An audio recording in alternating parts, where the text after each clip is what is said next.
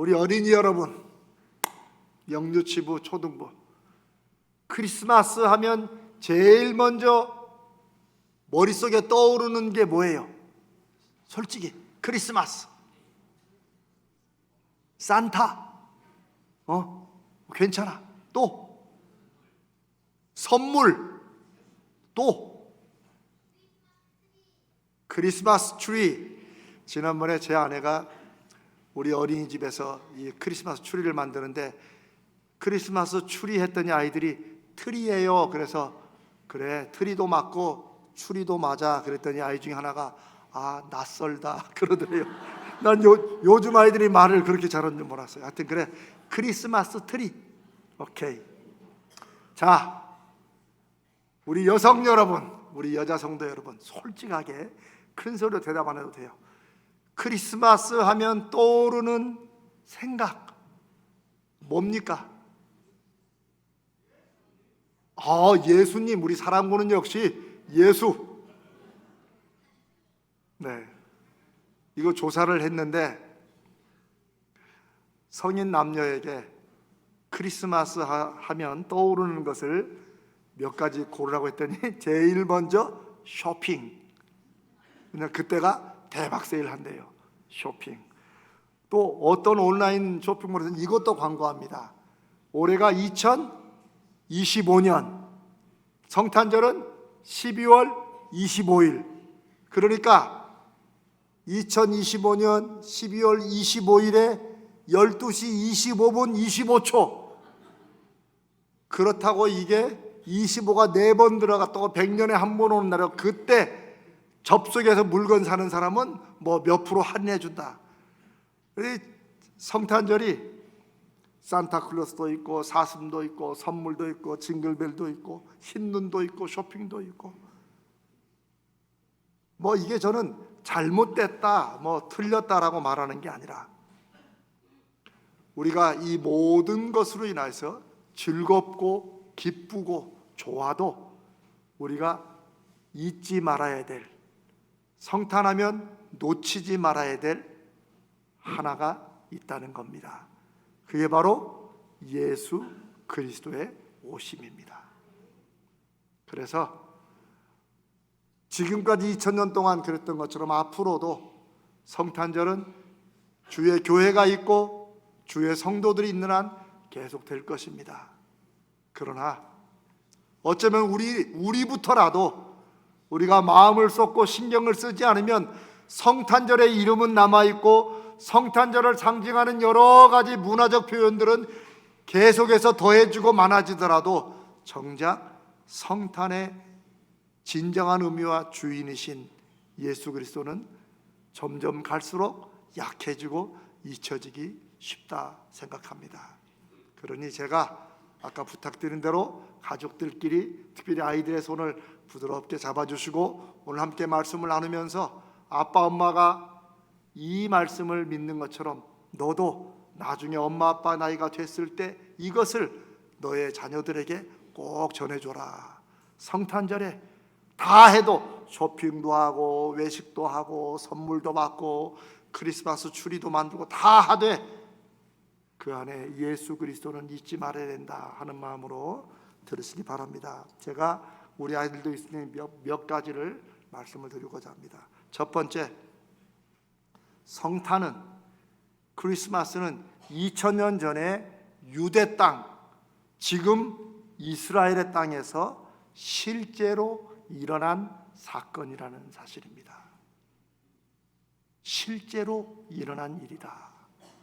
그 사실을 우리도 알고 우리도 기억하고 우리 자녀 자손들에게 꼭 전해줘야 됩니다.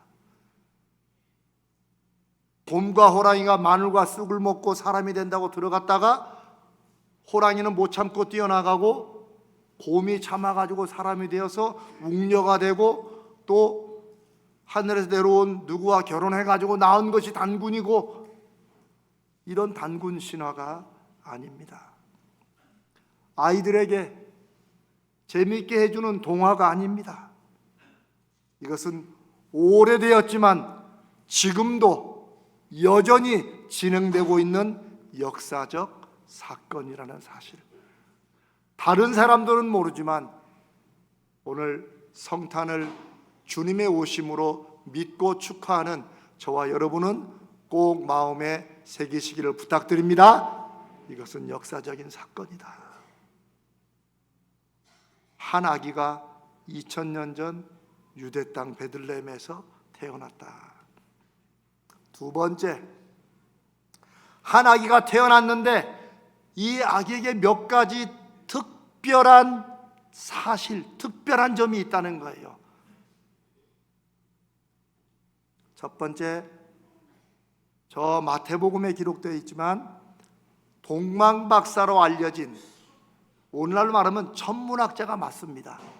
동방박사, 저쪽 동쪽에서부터, 그러니까 아마 아시아 저쪽 더 이쪽에서 온 천문학자들이라고 볼 수 있습니다. 이들은 별을 보면서 운세도 얘기하지만 또 시대의 흐름도 이렇게 읽는 그런 학자들입니다. 그런데 이상하고 특이한 별 하나가 어느 날 발견이 되었다는 사실입니다. 그리고 그 별이 마치 유성처럼 움직인다는 거예요. 그래서 그 별을 따라 동방박사, 우리는 세 사람으로 알고 있습니다. 근데 뭐 세 사람이든 두 사람이든 네 사람이든 숫자는 중요하지 않아요. 황금, 유향, 모략 선물을 세 가지 드렸다고 해서 세 사람으로 아는데 뭐 그 자체는 중요하지 않습니다.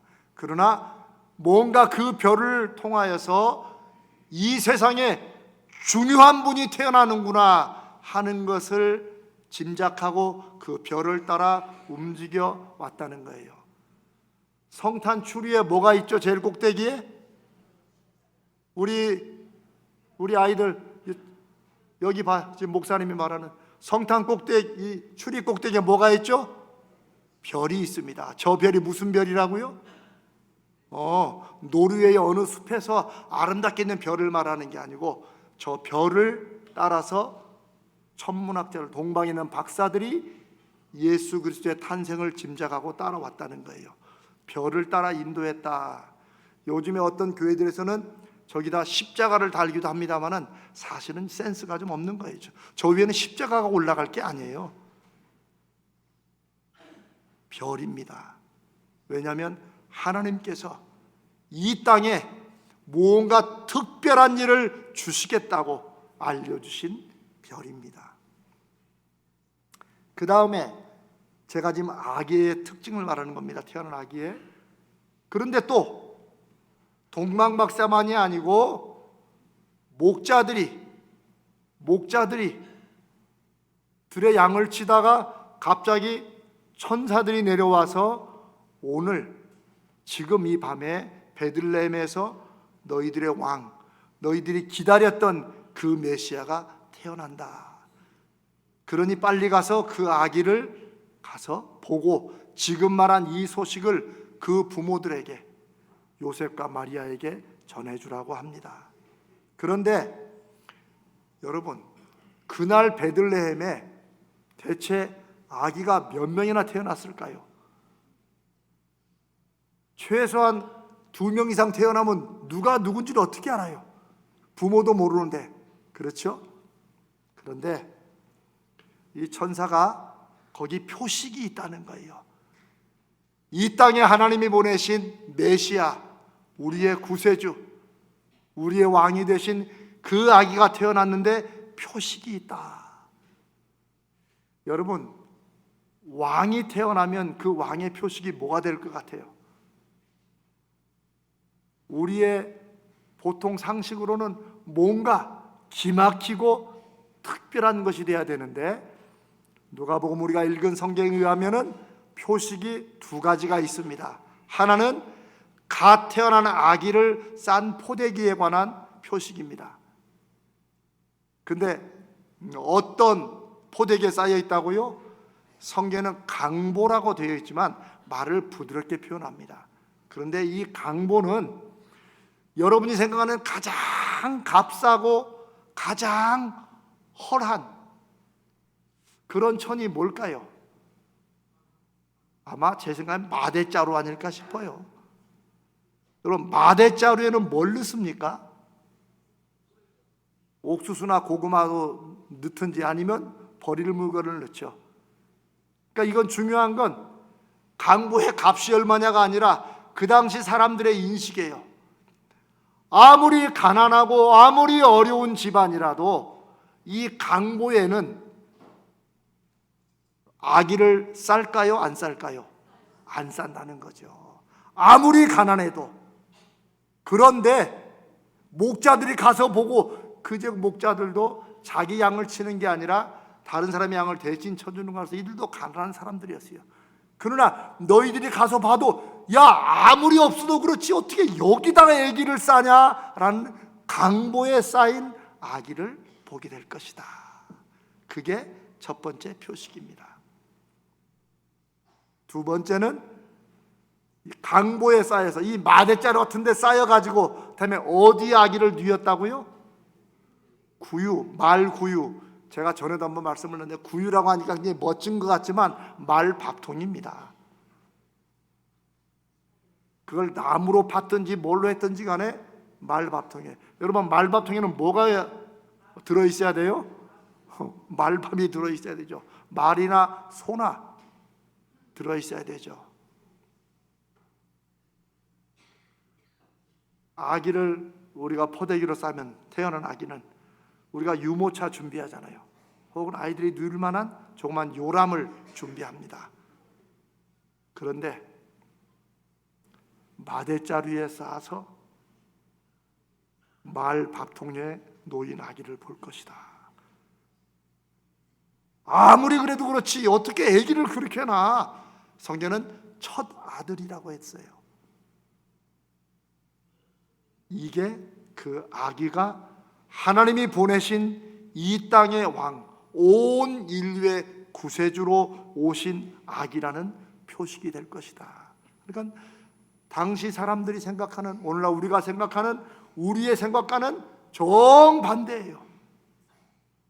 이건 단지 가난하다는 의미만이 아니라 가장 낮고 겸손하게, 다른 말로 하면 주님은 그런 것에 내가 무엇을 입느냐, 내가 어디에 사느냐, 이런 것과 상관이 없으신 분이라는 것을 이미 태어나실 때부터 메시아의 표식으로 알려주셨고, 그래 예수 믿는 사람들은 그렇다고 우리가 아무렇게나 옷을 그냥 입고 살자는 것이 아니라 이 세상은 점점점 메시아의 표식은 황금보에 쌓여서 다이아몬드로 장식된 이런 요람에 뉘어 있어야만 정말 메시아고 훌륭한 사람이라는 세상으로 점점점 갑니다. 우리가 왜 브랜드 옷을 입어요? 그 옷이 브랜드 없는 옷보다도 더 좋아서요? 아닙니다. 사람들이 그 브랜드면 너무너무 박수치고 좋아하기 때문에요. 그러나 그런 세상으로 세상은 점점점 더 달려가도 예수 믿는 우리는 이 성탄에 주님이 그러신 것처럼 우리는 무엇을 입느냐, 무엇을 먹느냐, 어디에 사느냐, 이런 것이 우리의 가치, 우리 아이들의 가치, 우리의 인생의 성공 실패를 정하지 않는다는 것, 주님의 오심을 통해서 알 수 있습니다. 세 번째, 그 아기는 하나님께서 수천 년 전에 보내시겠다고 약속하신 메시아다. 그렇게 기다렸던 구세주시다. 하나님이 사람으로 오셨다. 그것도 아기로 오셨다. 이 사실입니다. 이것을 신학적으로는 성육신이라고, 하나님이 사람이 되신 걸 말하지만 저는 오늘 왜 어른으로 오시지 않고, 왜냐하면 성경에도 예수님이 태어나셔서 이제 이렇게 할례를 받으시고 그 다음에 어렸을 때 잠깐 이렇게 성전에 가서 마리아가 막 찾고 요 부분 나지, 그 다음에는 훌쩍 뛰어서 그 다음에 30세부터 나오대죠. 그러면 적어도 20년 동안은 우리에게 갇혀진 비밀이에요. 근데 왜 그렇게 하셨냐는 거예요. 대체 20년간 뭐 하셨냐는 거예요. 왜 이런 의문을 가질, 왜 아기로 태어나게 하셨는가? 그냥 간단하게 말씀드립니다. 첫 번째는 오래전부터 수천 년을 통해서 하나님께서 선지자들을 통해 예언하시는데 아기가 태어날 것이다. 여러 가지가 있지만 한 아기가 태어나고, 그것도 처녀의 몸에서. 우리의 일반 생물학적 상식이나 이게 가당치가 않죠. 그런데 그렇게 태어나셔야 이분이 하나님이 이 땅에 사람으로 오신 표식이 되는 것입니다. 그렇게 선지자를 통해서 예언한 것이기 때문에 그렇게 오셨다는 거예요. 두 번째는 그 예수님을 임마누엘이라고 불렀다는 겁니다. 천사가 그 이름을 임마누엘이라 하리라. 예수님이 부르는 이름이 아니고 그분의 그 호칭을 임마누엘, 임마누, 함께 하신다. 엘, 하나님이, 누는 우리와, 하나님이 우리와 함께 하신다. 하나님은 한 번도 우리와 함께 하시지 않은 적이 없어요. 다만 사람들이 눈에 안 보이니까 하나님이 멀리 계신 분으로 제사를 드려야지만 우리가 하나님께 응답을 받을 것으로 사람들은 그렇게 생각했습니다만, 하나님은 늘 함께 하셨는데 그 함께 하심의 증거를 아예 하나님의 독생자를 우리와 같은 사람의 몸으로 보내주셔서 정말 하나님이 우리와 함께 하시는구나를 우리의 눈으로 우리가 그분을 만지고 그분과 함께 대하고 살아가는 이런 하나님으로 이 땅에 오시게 하셨다는 거예요. 그것도 갑자기 성인으로 붕 오신 게 아니라 아기로 태어나서부터, 아기로부터 함께 우리와 거하신다. 왜요? 우리 중에 아무도 태어날 때 어른으로 태어난 사람이 있습니까? 없습니까? 없습니다. 사람은 다 아기로부터 태어나서 자라요. 이것은 우리가 아까도 찬양 때 나오지만 참 사람과 참 신이 되려고 완전한 사람, 완전한 하나님, 이게 이 땅에 오신 예수 그리스도 메시아의 아주 중요한 특징입니다. 완전한 사람이 되시고자 여자의 몸에서, 처녀의 몸에서 아기로 태어나서 자라고, 그리고 30세가 되셔서 드디어 그분의 메시지를, 그분의 거룩한 일을 행하신 것입니다.